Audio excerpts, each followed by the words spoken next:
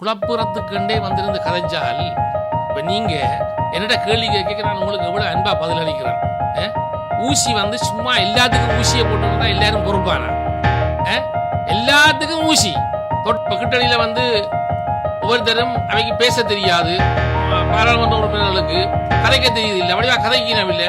அவையல் கதை குறைச்சி கதைச்சாலும் பரவாயில்லை. அவையில் இந்த விதமான வேற ஒரு பிரச்சனையும் இல்லையே. நீங்க கூட கதைச்சு தானே எங்களை கொண்டே கவுட்டு கொட்டிட்டீங்க. 1.5 லட்சம் மக்களையும் முடிச்சு எங்களையும் ஏமாத்தி இந்த 3 எம்பிமாருக்கு ஏமாத்த தெரியாது. ஏற்கனவே ஆண்டு அனுபவிச்ச அரசியல்வாதிகளை ஒரு காலம் நம்பாதீங்க. தமிழ் கட்சி என்று பார்க்காதீங்க. எல்லா கட்சியும் ஒதுக்கி விடுங்க. இந்த வாக்குகளை கொண்டே நீங்க வேற யாருக்கும் போட்டீங்கன்னு சொன்னா சுடலைக்கு கொண்டே குப்பையை போடுற மாதிரி தான் இருக்கு. அந்த வாக்கால எங்களுக்கு எந்த பிரயோசனமும் வராது.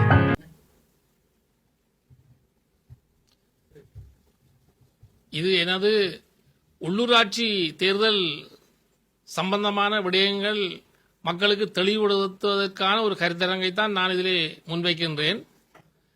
யாழ் மாநகர சபை சம்பந்தமானது மாத்திரம் இன்று அறிவிக்கின்றேன். யாழ் மாநகர சபை கடந்த 50 ஆண்டுகளுக்கு மேலாக எந்த விதமான ஒரு அபிவிருத்தியும் இல்லாமல் யாழ் மாநகர சபை இயங்குகின்றது. யாழ் மாநகர சபையிலே 2010ஆம் ஆண்டு தேர்தல் முடிந்து நடந்த முதலாவது தேர்தல், அதற்கு பிறகு வந்த தேர்தல் 15ஆம் ஆண்டு வந்த தேர்தல், இன்றைக்கு 10 ஆண்டுகள் தேர்தல் நடந்து 2 ஆட்சிகள் நடைபெற்றன. 2 ஆட்சிகளிலுமே பாரிய பல கோடி ரூபாய் மோசடியான ஊழல்கள் நடைபெற்றிருக்கின்றன. காரணம், முன்பு 2009ஆம் ஆண்டு காலப்பகுதியிலே ஒரு 5000 ரூபாயாக இருந்த ஒரு வரி 25,000 ரூபாய் ஆக பல மடங்காக வரிகளை மாநகர சபை கூட்டியது. அந்த மாநகர சபைக்கு மாச வருமானம் பல கோடி ரூபாய் வந்தும் யாழ்ப்பாண மாநகர சபையில எந்த விதமான ஒரு வித்தியாசமோ எந்த விதமான ஒரு அபிவிருத்தியோ இன்று வரைக்கும் நடைபெறவில்லை. அதற்கு காரணம், அந்த பணம் எங்கே போகின்றது என்பதை தேடி கண்டுபிடிக்க வேண்டிய ஒரு சூழ்நிலை. இது மக்களுடைய பணம். மக்களுடைய பணத்தை யாரு சூறையாடுகிறார்கள் என்பதை கண்டுபிடிக்க வேண்டிய கட்டாய தேவை இருக்கின்றது. ஆனபடியால் நாங்கள் இந்த முறை மாநகர சபை தேர்தல் வந்திருக்கின்றது. இதில் 27 வட்டாரங்கள் இருக்கின்றன.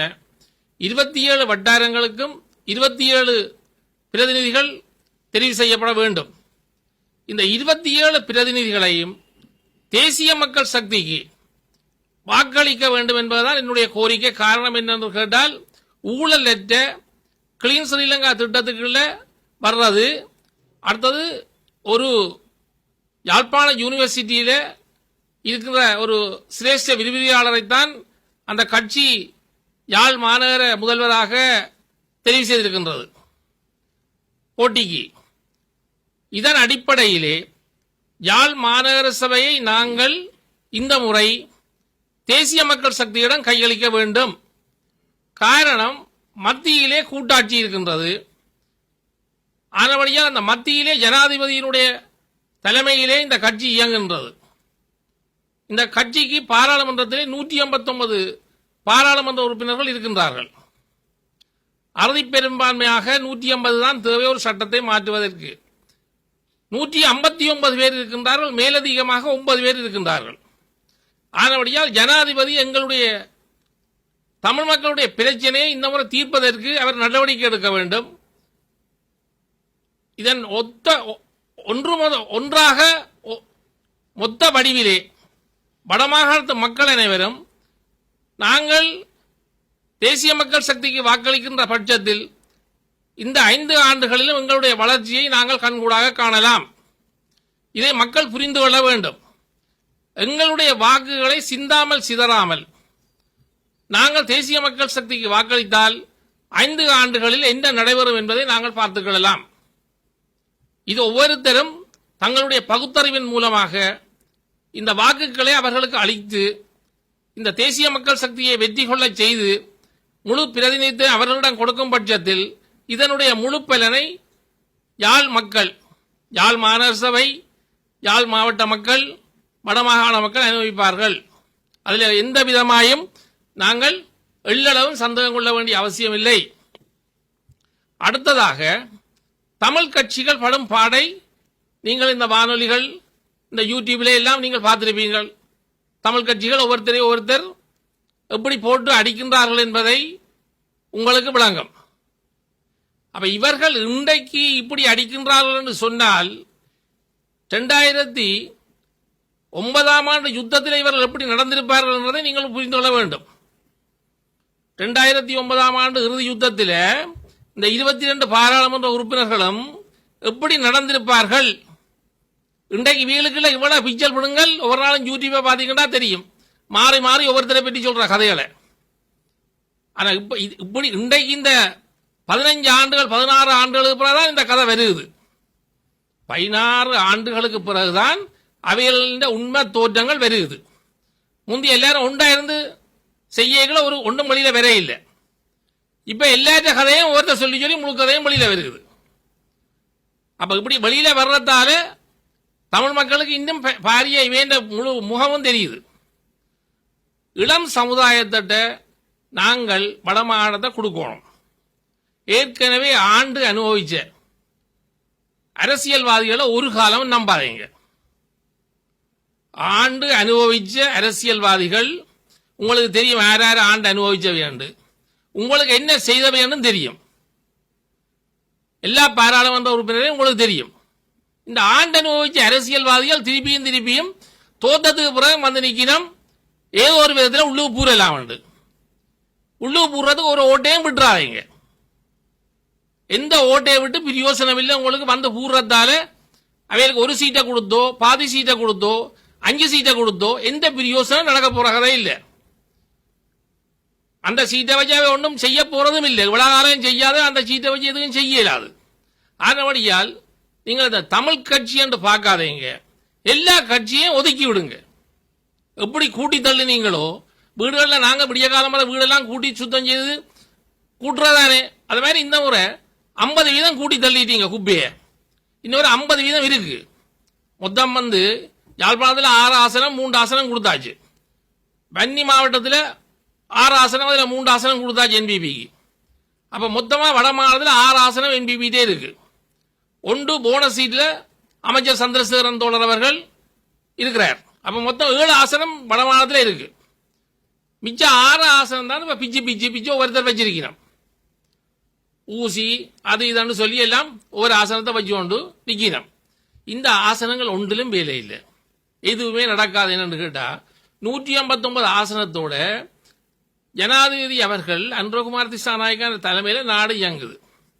இப்ப கிட்டடியில் நீங்க பார்த்துருப்பீங்க, ஒவ்வொருத்தரையும் சொல்லலாம் டிசம்பரோட முடியுது, 8ஆம் மாசம் முடியுது.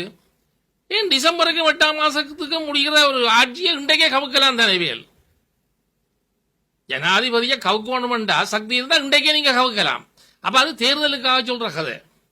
இந்த கதையில ஒன்றே மக்கள் நீங்க நம்பி பிரயோசனம் இல்லை என்று கேட்டால், இந்த ஆட்சி அந்த காலம் வரைக்கும் எள்ளளவும் கடுகளவும் சிதறாம அந்த 5 வருஷம் அப்படியே இருக்கும். அந்த 5 வருஷத்தில் நாங்கள் பலனை அனுபவிக்கணும்னு சொன்னால், நாங்கள் எங்களுடைய மாநகர சபையை முற்றுமுழுதா 27 சீட்டை நாங்கள் என்பிபிக்கு கொடுக்கணும். அது ஊழலற்ற மிக தெளிவான கட்சி. ஊழல் என்ற கதைக்கே இடம் இல்லை. இப்ப கிட்டடியில் ஒவ்வொருத்தரும் அவைக்கு பேச தெரியாது, பாராளுமன்ற உறுப்பினர்களுக்கு கதைக்க தெரியுது இல்லை, வடிவா கதைக்கணும் இல்லை. அவையில் கதை குறைச்சி கதைச்சாலும் பரவாயில்லை. அவையில் இந்த விதமான வேற ஒரு பிரச்சனையும் இல்லையே. நீங்க கூட கதைச்சு தானே எங்களை கொண்டே கவுட்டு கொட்டிட்டீங்க. 1.5 லட்சம் மக்களையும் முடிச்சு எங்களையும் ஏமாத்தி இந்த 3 எம்பிமாருக்கு ஏமாத்த தெரியாது, அவைகளுக்கு ஏமாத்த தெரியாது, என்பிபிக்கு ஏமாத்த தெரியாது, களவெடுக்க தெரியாது, பொய் சொல்ல தெரியாது, இல்லாததை இருக்குன்னு சொல்ல தெரியாது. ஆனபடியா இப்படியான இந்த பம்பு தும்பு வேலைகள் எல்லாத்தையும் கலைக்கிற கட்சிகளுக்கு நீங்க போட்டு பிரயோசனம் இல்லை. 2000 ஆண்டுல இருந்து நீங்க பார்த்துருப்பீங்க இந்தந்த ஆட்களுக்கு நாங்க வாக்கு போட்டுறாங்க. இன்று வரைக்கும் எங்களுக்கு பிரயோசனம் இருந்ததா? வீடுகளில் இருக்க இயலாது, நுழம்பு தொல்லை யாழ் மாநகர சபையில். வீட்டில் கதவு திறக்க இயலாது, ஜன்னல் திறக்க இயலாது. அதுக்கு காரணம் கழிவு நீர்கள் முழுக்க தேங்கி நிற்குது. டொய்லெட்டிலே ஃபிட்டுகள் எல்லாம் நிறைஞ்சு வழியுது. இதெல்லாம் கழிவுகள் முழுக்க அகற்றி கொண்டு போய் சுத்தப்படுத்தி செய்ய வேண்டிய திட்டங்கள் இருக்கு. இது என்பிபி செய்கிறது உடன்பட்டிருக்கு. மத்திய அரசு தான் எங்களுக்கு எதையும் செய்யலாம். நாங்கள் சில்லமாக கூட வாக்குகளை உடைச்சு போட்டு எதையும் செய்ய இயலாது. யாழ் மாநகர சபையில் இருக்கிற மக்கள் நீங்கள் 100க்கு 100 வீதம் இல்லை 1000 வீதம் இந்த 4 நாளுக்கு சிந்திங்க. மற்றது எங்கட கிளீன் ஸ்ரீலங்கா திட்டத்துக்கு இல்லை, நாட்டில் வந்து நாங்கள் எங்களுக்கு ஸ்டிக்கர் ஒட்டுற இல்லை, போஸ்டர் ஒட்டுற இல்லை. என்பிபி தேசிய மக்கள் சக்தி இந்த போஸ்டர்கள் எதுவுமே ஒட்டுற இல்லை. ஆனபடியா நீங்கள் போஸ்டர் இருக்குதானே இப்போ விளம்பரம் செய்யலை அதுன்னு யோசிக்காதீங்க. விளம்பரம் தேவையில்லை, எங்களுக்கு இருக்கிற விளம்பரம் காணும். நீங்கள் எங்களுக்கு வந்து தேசிய மக்கள் சக்தி நீங்கள் வாக்களிச்சீங்கன்னு சொன்னால் மாநகர சபை அடுத்த 5 ஆண்டுல மாபெரும் அபிவிருத்தியை நோக்கி போகும். அதில் நீங்கள் கடுகளவும் நீங்கள் சிந்திக்க வேண்டிய அவசியம் இல்லை. இந்த வாக்குகளை கொண்டே நீங்கள் வேறு யாருக்கும் போட்டீங்கன்னு சொன்னால் சுடலைக்கு கொண்டே குப்பையை போடுற மாதிரி தான் இருக்கும். அந்த வாக்கால் எங்களுக்கு எந்த பிரயோசனமும் வராது. எந்த கட்சிக்கும் நீங்கள் போடுறதால எந்த பலனும் பெற போறது இல்லை. யாழ் மாநகர சபையை நாங்கள் ஒரு மிக சிறந்த ஒரு தலைநகரமாக்கணும்னு சொல்லி சொன்னால் எங்களுடைய கனவு, யாழ் மாவட்டத்து மாநகர சபையை நாங்கள் வந்து மிக ஒரு சிறந்த ஒரு மாநகர சபை ஆக்கணும்னு சொன்னால் இதை நாங்கள் என்பிபிக்கு தான் கொடுக்கணும். ஆனபடியால் உங்கள்ட்ட தயவாக நான் போன முறையும் வந்து என்பிபிக்கு வாக்களிங்கன்னு சொல்லி வாக்களிச்சு 3 ஆசனம் கிடைச்சது, மொத்தமாக 6 ஆசனம் கிடைச்சிருக்கு. இந்த முறையும் சொல்றேன், இந்த வாக்குகளை யாருக்கும் அளிக்க போகாதீங்க, எந்த பிரயோசனமும் இல்லை. அதனுடைய என்பிபிக்கு தேசிய மக்கள் கட்சிக்கு இந்த வாக்குகளை அழியுங்கன்னு சொல்லி இது ஒரு மிகப்பெரிய ஒரு சிறந்த திட்டத்தை உருவாக்கின 5 வருஷம் என்று சொல்லி உங்களுக்கு உத்தரவாதம் தர்றேன். நீங்க இந்த வாக்குகளை அவர்களுக்கு போடுங்க. உங்களிடமிருந்து நான் அன்பாக விடைபெற்றுக் கொள்கின்றேன். கடந்த பாராளுமன்ற தேர்தலில் தேசிய மக்கள் சக்திக்கு ஆதரவாக வாக்கு சேகரிக்க என்ற அடிப்படையில் உங்களுக்கு கேள்வி, பிரதேச ஒருங்கிணைப்பு கூட்டங்களாக இருக்கலாம், மாவட்ட ஒருங்கிணைப்பு கூட்டங்களாக இருக்கலாம், பலவற்றும் முரண்பாடான நிலைமையில இடையில கைவிடப்படுது. அவ்வாறான நிலைமையில உள்ளூராட்சி சபைகள் இவ்வாறு ஒரு நேர்மையான ரீதியில அதுல நிச்சயமாக நீங்க கேட்கிற கேள்வி, நான் வந்த டிவி அந்த ப்ரோக்ராம்கள் பார்த்து நான் அதில் நீங்கள் உண்மையாக உங்களை ஒவ்வொருத்தரும் கூட மனச்சாட்சியை தொட்டு சொல்லுங்க. ஒவ்வொருத்தரும் யாழ்ப்பாணத்தில் பிறந்த அவ்வளோ பேரும் அதில் கதைக்கிறதெல்லாம் ஒரு தர்மமான கதையாக நியாயமாக குழப்புறத்துக்கண்டே வந்திருந்து கதைச்சால், இப்போ நீங்கள் என்னிட்ட கேள்வி கேட்க நான் உங்களுக்கு எவ்வளோ அன்பாக பதிலளிக்கிறேன். ஊசி வந்து சும்மா எல்லாத்துக்கும் ஊசியை போட்டு வந்தால் எல்லாரும் பொறுப்பானா? எல்லாத்துக்கும் ஊசி, தொட்ட எல்லாத்துக்கும் ஊசி. அப்போ அது அந்த அமைச்சர் பொறுமையானவர், இந்த பாராளுமன்ற உறுப்பினர் 3 பேரும் பொறுமையான வேண்டபடியாக கேட்டுருக்கணும். இப்போ எங்கே தவணை இதை கேட்டிருந்தா சில வேளை அதெல்லாம் வேறு விதத்தில் முடிஞ்சிடும். நீங்களே அந்த இதெல்லாம் கேட்ட நீங்கள் தானே, உங்களோட மனசாட்சி சொல்லுங்க. இந்த ஊசி போட்டு ஆட்டுற ஆட்டத்தை பார்த்த நீங்கள் தானே, ஊசி என்ன ஆட்டம் ஆட்டுதாண்டு? இதெல்லாம் மனுஷத்தன்மையா, ஒரு பண்பா, ஒரு பழக்க வழக்கமா? மேலே இந்த பாராளுமன்றம் இன்றைக்கிலேயே 75 வருஷமாக இருக்கிற பாராளுமன்றமே, 75 வருஷமாக இருக்கிற பாராளுமன்றத்தில் இப்படி ஒருத்தர் வந்து இவ்வளோ கேவலமான நிலையில் வந்திருக்கா? இல்லையே.